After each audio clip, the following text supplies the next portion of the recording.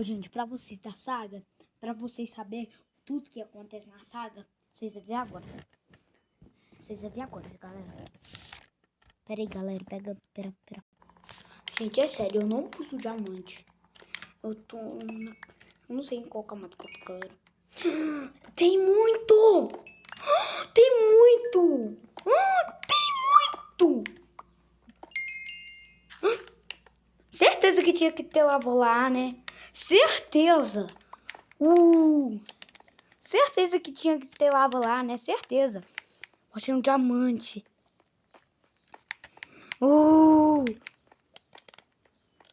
Muito animado! Achei diamante.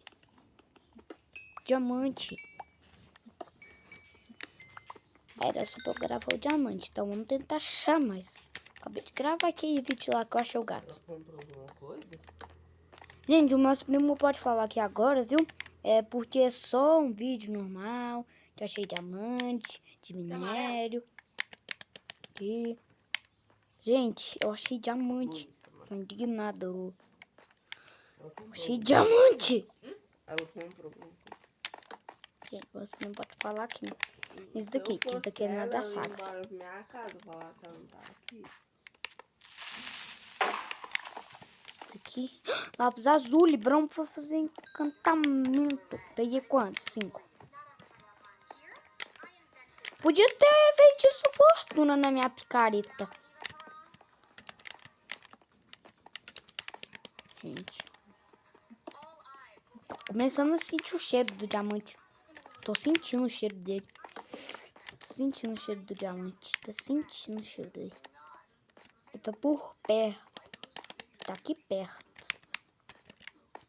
Gente, vou deixar esse vídeo por aqui. Era só pra eu ver o diamante. Vou mostrar pra vocês que não foi spoiler. Não foi. Ó, galera. Então, aquele diamante não fui eu que coloquei. Eu nunca fui nessa daqui. Eu nunca fui aqui minerar. Só. Ai, ouro. Muito obrigada pela ajuda de vocês. Que vocês se inscrevam no canal.